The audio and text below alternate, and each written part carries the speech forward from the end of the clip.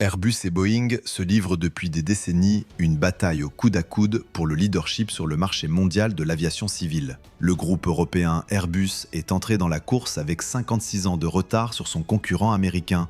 Mais aujourd'hui, les avions de ces deux constructeurs représentent environ 76% de l'ensemble de la flotte aérienne mondiale. Ces dernières années, Airbus a pris une avance nette et l'écart en sa faveur est désormais évident. La preuve la plus parlante reste le carnet de commandes. Airbus génère des bénéfices de manière stable depuis la fin de la pandémie, tandis que Boeing n'a plus affiché de résultats financiers positifs depuis 2018. Le volume total des commandes non livrées d'Airbus atteint environ 8 726 avions, contre 5 643 pour Boeing. Cela représente des centaines de milliards de dollars et une charge de production étalée sur près de 13 années à venir. Si, en 1978, il était presque impossible d'apercevoir un Airbus dans le ciel américain, aujourd'hui, plus de la moitié du marché des États-Unis appartient à l'avionneur européen. Depuis 2019, Airbus livre chaque année davantage d'appareils que Boeing, lequel s'est enlisé dans une succession de crises. Deux catastrophes impliquant son modèle phare, le 737 MAX 8,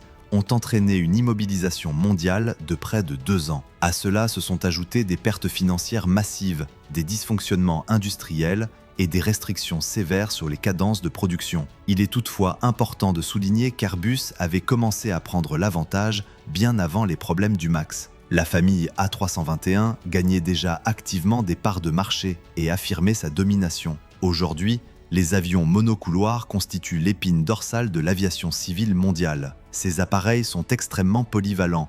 Ils peuvent effectuer plusieurs vols courts par jour ou assurer des liaisons longue distance, traversant continents et parfois océans. Jusqu'en 2019, le Boeing 737 restait l'avion monocouloir le plus vendu au monde. Mais cette année-là, l'Airbus A320 l'a dépassé pour la première fois en nombre de commandes. Et si le rythme actuel de production et de vente se maintient, la famille A320 pourrait devenir, dès 2026, la plus produite de toute l'histoire de l'aviation à réaction. Dans le portefeuille d'Airbus, chaque modèle affiche des performances solides. Mais c'est l'A321 qui fixe aujourd'hui la référence et qui, de fait, met ses concurrents hors jeu. À la fin des années 1960, Boeing régnait sans partage sur le marché. Après le succès du 737, Boeing a présenté le premier avion gros porteur de l'histoire, le gigantesque 747. Ce fut un véritable signal d'alarme pour les constructeurs aéronautiques européens. Une idée reçue très répandue veut qu'Airbus soit apparu de nulle part en 1969. En réalité, il s'agissait d'une alliance de plusieurs fabricants nationaux européens dont les racines remontaient encore aux périodes des guerres mondiales. Ce n'est qu'en unissant leurs ressources, leurs ingénieurs et leurs capacités industrielles qu'ils ont pu espérer rivaliser avec les géants américains. C'est ainsi qu'est né Airbus. Avec la croissance du trafic passager, les compagnies aériennes cherchaient avant tout un moyen de transporter davantage de personnes en un seul vol. À cette époque, tous les avions gros porteurs étaient équipés de 3 ou 4 moteurs. Pour bien comprendre la différence, un avion gros porteur possède généralement 2 allées dans la cabine, peut parcourir de longues distances et transporte entre 250 et 500 passagers. Un avion monocouloir, à l'inverse, ne dispose que d'une seule allée et offre jusqu'à environ 230 sièges, ce qui le rend plus adapté aux liaisons courtes et moyennes. Dans les années 1970, Airbus est arrivé sur le marché avec une proposition qui a obligé toute l'industrie à reconsidérer ses certitudes. Un avion gros porteur bimoteur. L'idée a suscité beaucoup de scepticisme, car si 2 moteurs pouvaient offrir la même autonomie que 3, les coûts d'exploitation devenaient alors nettement plus faibles. En 1972, Airbus a présenté l'A300, le tout premier avion gros porteur bimoteur au monde. Il pouvait transporter environ 250 passagers, soit nettement moins que le 747, capable d'en embarquer plus de 500. À l'époque, peu de compagnies voyaient l'intérêt d'un avion de taille intermédiaire, et les cadences de production restaient modestes, à peine 1 ou 2 appareils par mois. Mais en 1978, un événement clé a tout changé aux États-Unis. L'adoption de la loi sur la déréglementation du transport aérien. Ce texte a profondément bouleversé le marché. Jusqu'alors, l'État contrôlait strictement l'aviation civile. Quelles routes les compagnies pouvaient exploiter, combien coûtaient les billets, et même quels nouveaux transporteurs étaient autorisés à entrer sur le marché. Après l'adoption de cette loi, ces contraintes ont été levées. Les compagnies aériennes ont obtenu la liberté de fixer leurs tarifs et de se livrer à une concurrence directe, transformant à jamais l'économie du transport aérien. En conséquence, de nombreuses nouvelles compagnies aériennes privées sont apparues. Les prix des billets ont chuté et le marché est devenu plus dynamique et beaucoup plus massif. Pour Airbus, ce contexte a joué en sa faveur. Les compagnies aériennes avaient besoin d'avions économiques de taille intermédiaire. Et justement, l'A300 et ses dérivés correspondaient parfaitement à ces nouvelles conditions, ouvrant la voie à de nouveaux transporteurs et renforçant la concurrence. Dans les années 1980, les besoins du marché ont de nouveau évolué et Airbus s'est retrouvé au bon endroit au bon moment. À mesure que le secteur réclamait des avions toujours plus économes pour les vols courts, les compagnies ont commencé à chercher des modèles d'environ 150 places, pratiques, abordables et fiables. À cette époque, Airbus n'était toujours pas rentable et avait désespérément besoin d'un appareil capable de concurrencer sérieusement le best-seller monocouloir de Boeing, le 737, produit depuis 1967.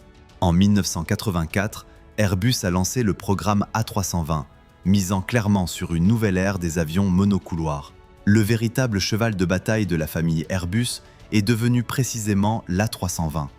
Il faisait partie des rares avions commerciaux capables de rivaliser réellement avec le 737, alors ultra dominant. Là où beaucoup d'autres projets avaient échoué, l'A320 a réussi. Son fuselage était légèrement plus large et certaines compagnies aériennes ont exploité cet avantage pour installer des sièges plus confortables. Mais la différence majeure résidait dans les technologies embarquées. L'A320 est devenu l'un des premiers avions de ligne à utiliser un mini-manche latéral à la place du traditionnel volant de commande. Cette distinction fondamentale entre Airbus et Boeing existe encore aujourd'hui.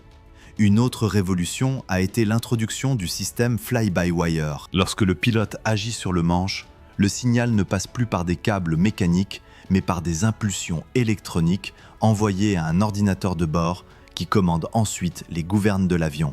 Du point de vue du pilotage, l'A320 appartenait littéralement à une génération d'avance sur le 737.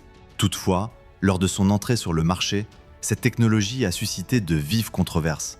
Les systèmes fly-by-wire n'étaient jusque-là utilisés que sur des avions militaires, et beaucoup doutaient de leur fiabilité dans l'aviation civile. De plus, la toute première apparition publique de l'A320 s'est soldée par une catastrophe. Lors d'un vol de démonstration au salon aéronautique de 1988, l'avion s'est écrasé.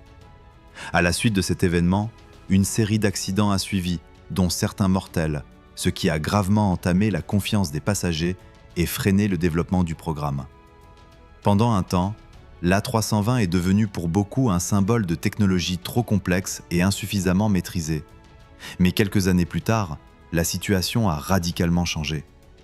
L'A320 n'a pas seulement répondu aux attentes, il les a dépassées. Sa conception, réalisée près de 20 ans après celle du 737, intégrait dès le départ un avantage technologique majeur. Au début des années 1990, le succès de l'A320 a commencé à exercer une pression réelle sur les constructeurs américains. Airbus, soutenu par les gouvernements européens, a enregistré pour la première fois un bénéfice opérationnel. À mesure que la réputation de l'entreprise se renforçait et que les compagnies aériennes américaines constataient les résultats concrets de l'exploitation de l'A320 dans les flottes étrangères, elles ont commencé à acheter de plus en plus volontiers des avions européens. C'est précisément ce modèle qui a ouvert à Airbus les portes du marché américain et lui a permis de s'imposer à l'échelle mondiale. À cette époque, Boeing détenait environ la moitié du marché mondial. Les 50% restants étaient partagés entre Lockheed, McDonnell Douglas et Airbus. Lockheed a quitté le secteur de l'aviation civile au milieu des années 1980, et pour McDonnell Douglas, la question s'est définitivement réglée en 1997 lorsque l'entreprise a fusionné avec Boeing. C'est ainsi qu'est né le marché duopole que nous connaissons encore aujourd'hui. Le développement d'Airbus a pratiquement commencé à partir de zéro. L'entreprise est entrée sur le segment des avions monocouloirs sans aucune part de marché, a évincé ses concurrents directs et a progressivement consolidé ses positions. Aujourd'hui, les familles Boeing 737 et Airbus A320 sont les avions les plus vendus de toute l'histoire de l'aviation civile et incarnent le cœur même de la rivalité entre ces deux géants. À lui seul, un A321neo est affiché à environ 129 millions de dollars. Et la lutte pour le leadership ne s'est pas limitée aux monocouloirs. Elle s'est également étendue au segment des gros porteurs, y compris les avions géants de type Super Jumbo. Dans les années 1990, le marché a vu apparaître une nouvelle génération d'avions gros porteurs bimoteurs, nettement plus économes, qui allaient à leur tour rebattre les cartes de la concurrence. Airbus a lancé sur le marché des modèles A330 et A340, tandis que Boeing a présenté son 777. L'A330 s'est révélé être un projet très réussi, que Airbus a ensuite continuellement amélioré et modernisé. Mais plus tard, Boeing a répondu avec le 787 Dreamliner. Malgré les difficultés et les retards qui ont accompagné son développement, sur le long terme, c'est précisément le 787 qui a fini par dépasser l'A330. Entre 2003 et 2005, Airbus devançait Boeing aussi bien en nombre de commandes qu'en livraison d'avions. À cette époque, une sorte d'équilibre tacite s'était installé entre les deux constructeurs, avec environ 50% du marché pour chacun. Cependant, la stratégie de Boeing était différente. L'entreprise ne misait pas tant sur les volumes que sur la rentabilité. Leur logique était simple. Mieux vaut avoir la moitié du marché avec une marge de 9% plutôt que plus avec seulement 4%. Cette approche a porté ses fruits pendant longtemps, jusqu'à ce que commencent les problèmes liés au Boeing 737 MAX. Malgré la baisse progressive de l'intérêt pour les avions quadrimoteurs, Airbus a investi des milliards dans la création du plus grand avion de ligne à deux ponts au monde, l'A380. Ce géant est devenu un véritable chef-d'œuvre d'ingénierie et sans doute l'avion le plus reconnaissable jamais produit par Airbus. Il est entré en service en 2007 et sa production s'est achevée en 2021. Toutefois, le succès de l'A380 a été éclipsé par la popularité de modèles plus petits et plus économes comme l'A330 et le tout nouveau A350. Ces gros porteurs bimoteurs sont capables de transporter entre 250 et 450 passagers et d'effectuer des vols ultra long courriers, ce qui les rend bien plus attractifs pour les compagnies aériennes. De nombreux experts estimaient qu'Airbus était alors sur le point d'atteindre Boeing, voire de le dépasser.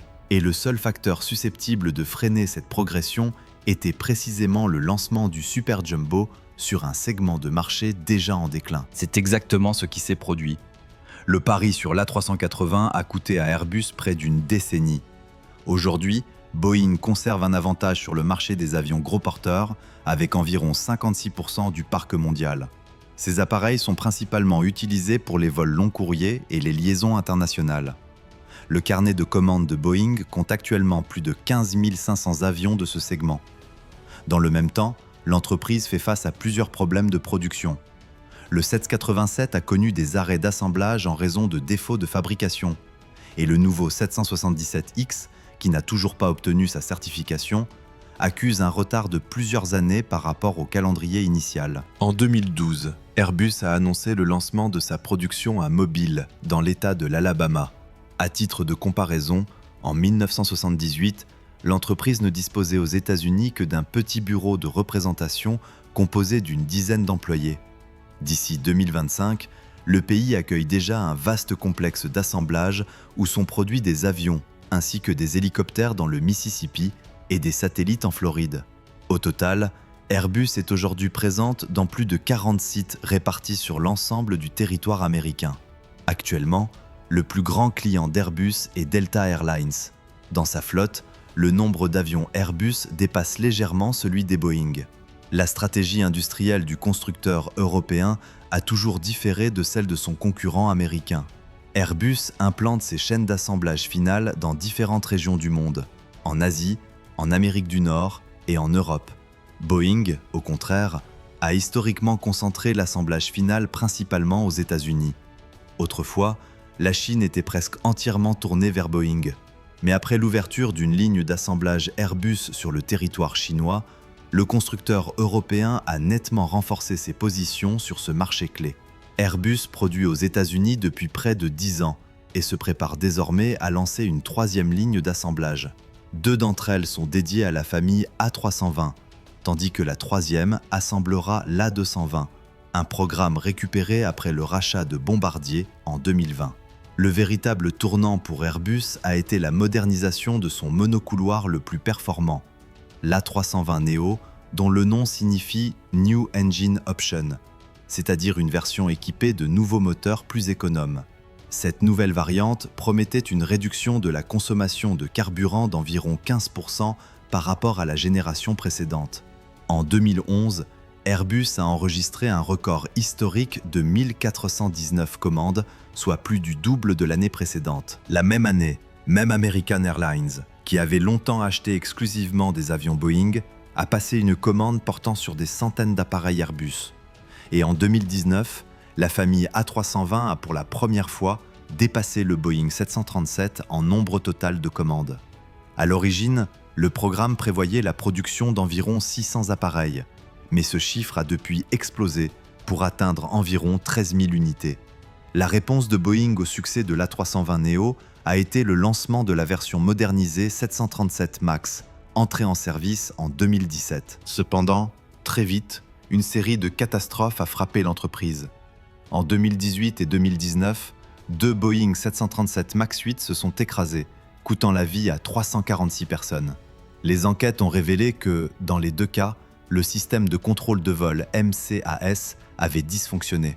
En conséquence, les appareils ont été immobilisés pendant une longue période et la production a été fortement réduite. Puis est arrivée la pandémie, qui a pratiquement paralysé le trafic aérien mondial. À l'issue de l'année 2020, Boeing a enregistré une perte record de 12 milliards de dollars.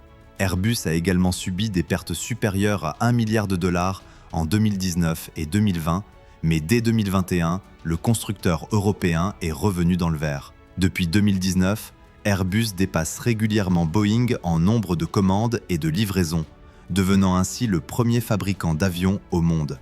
En 2024, Boeing a de nouveau été confronté à une crise majeure. Sur un 737 MAX 9, un panneau de porte s'est arraché en plein vol. Cet incident a entraîné de nouvelles inspections, des retards supplémentaires et une perte annuelle de 11,8 milliards de dollars. Face à ces difficultés répétées, de nombreuses compagnies aériennes ont préféré passer commande chez Airbus. Aujourd'hui, la majeure partie du carnet de commandes du constructeur européen est constituée de l'A321. De plus en plus de transporteurs cherchent à réduire leurs coûts de carburant et optent pour des avions monocouloirs plus économes sur des liaisons longue distance, par exemple entre New York et Los Angeles ou entre les États-Unis et l'Europe. Actuellement, 72% de toutes les commandes d'avions monocouloirs chez Airbus concernent précisément l'A321. Cela permet aux compagnies aériennes d'ouvrir des lignes directes qui nécessitaient auparavant des correspondances. L'économie d'exploitation des monocouloirs s'est révélée bien plus avantageuse que celle des grands longs courriers à large fuselage. Et même si l'A321neo n'est pas un avion parfait, il est devenu le monocouloir le plus capacitaire et le plus endurant de sa catégorie, offrant à Airbus une part de marché d'environ 60 à 65% en termes de commandes et de livraisons cumulées. C'est précisément l'A321neo qui est devenu le facteur décisif dans l'affrontement avec Boeing. Le concurrent américain n'a tout simplement pas réussi à proposer un équivalent. Le 737 MAX 9 est plus petit, tandis que le 737 MAX 10, bien que plus grand, reste inférieur en autonomie. L'A321neo est capable de parcourir jusqu'à 8700 km et de transporter jusqu'à 244 passagers, alors que le MAX 10 n'atteint qu'environ 6000 km. 6000 km et un maximum de 230 passagers. De plus, le MAX 10 n'a toujours pas reçu sa certification.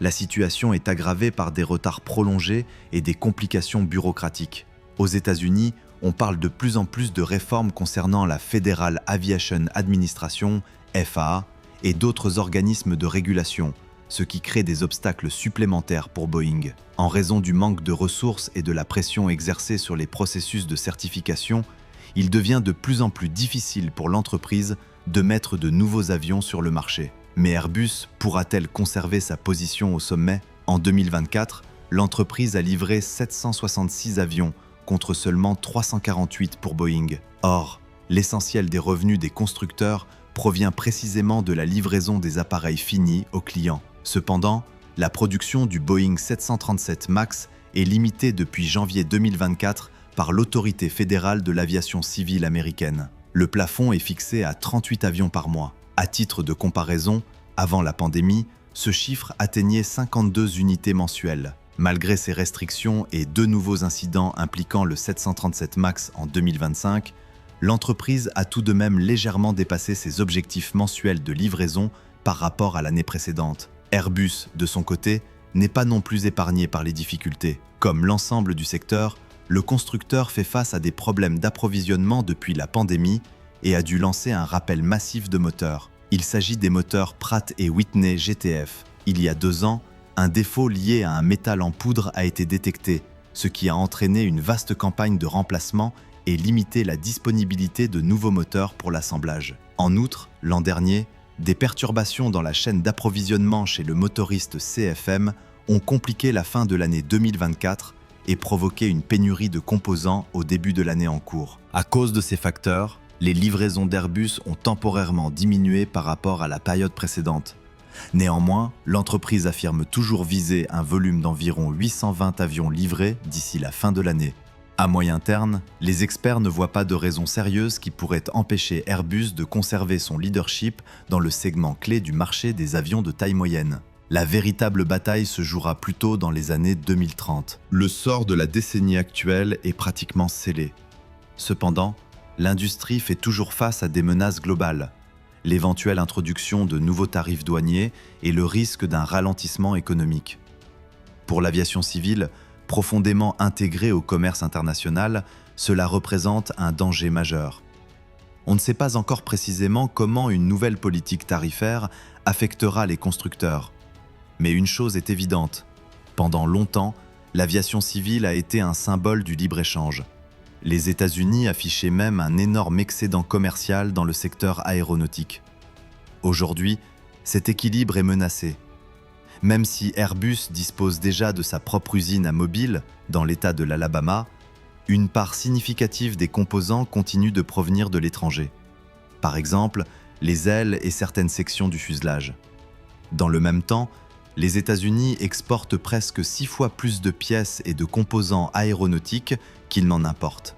De nouvelles barrières tarifaires pourraient perturber ces chaînes d'approvisionnement, augmenter les coûts de production et, en conséquence, faire grimper les prix des billets pour les passagers. Il est intéressant de noter que le Boeing 737, comme l'Airbus A320, y compris leur version moderne, restent essentiellement des évolutions de modèles conçus il y a plusieurs décennies. L'industrie aéronautique attend depuis longtemps l'arrivée de véritables nouvelles technologies, de moteurs révolutionnaires et de concepts structurels inédits. Le modèle A320 sert de base aux avions Airbus depuis des décennies, mais la prochaine génération reposera sur une plateforme totalement différente. Le futur avion sera conçu selon des principes radicalement nouveaux. Aérodynamique de l'aile repensée, utilisation accrue de matériaux composites, nouveaux types de moteurs et commandes de vol entièrement numériques. On estime que le premier appareil de cette nouvelle génération pourrait prendre son envol dans la seconde moitié de la prochaine décennie. Aujourd'hui, concevoir un nouvel avion de ligne est bien plus complexe qu'il y a 30 ou 40 ans. Les compagnies aériennes se demandent quelle doit être la configuration idéale, quels matériaux utiliser, quel moteur choisir et même quel type de carburant adopter. En 2022, le PDG de Boeing, Dave Calhoun, a déclaré que l'entreprise ne prévoyait pas de lancer un modèle entièrement nouveau avant la prochaine décennie. En réalité, dans le segment dominé par l'A321neo, Boeing ne dispose tout simplement d'aucun avion comparable. Une nouvelle machine est indispensable. Sans elle, la compétitivité disparaît.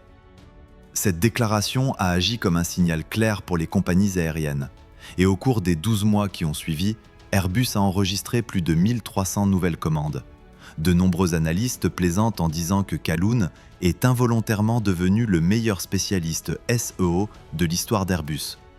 Cependant, Airbus elle-même n'a pas encore présenté de projet entièrement nouveau conçu à partir d'une feuille blanche. Lors du dernier sommet industriel, l'entreprise s'est contentée d'indiquer les grandes orientations technologiques susceptibles de former la base de la prochaine génération d'avions monocouloirs. Dans le même temps, les experts mettent en garde. Le leadership d'Airbus n'est pas garanti pour toujours. Aujourd'hui, la société dispose d'un avantage clair. Elle peut se permettre d'observer et d'attendre grâce à une gamme de modèles très solide. Les 5 prochaines années s'annoncent stables pour elle, mais à plus long terme, la situation peut évoluer surtout si Boeing parvient à relancer son développement. Pour la première fois depuis de nombreuses années, le constructeur américain dispose d'un dirigeant fort, capable de redonner confiance à l'entreprise. De plus, de nouveaux acteurs apparaissent à l'horizon. Le constructeur chinois Comac se développe rapidement. Et si le gouvernement chinois décidait de subventionner la vente de ses avions aux compagnies aériennes occidentales?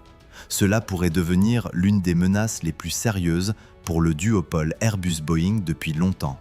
Un autre concurrent potentiel est le brésilien Embraer, déjà bien connu pour ses avions régionaux et ses jets d'affaires fiables.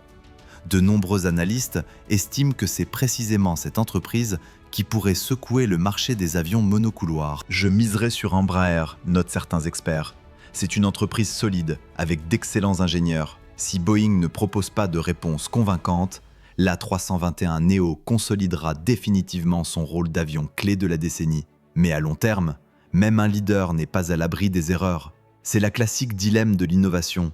Pourquoi remettre en cause son propre succès lorsque l'on domine déjà le marché? Pourtant, le changement est inévitable.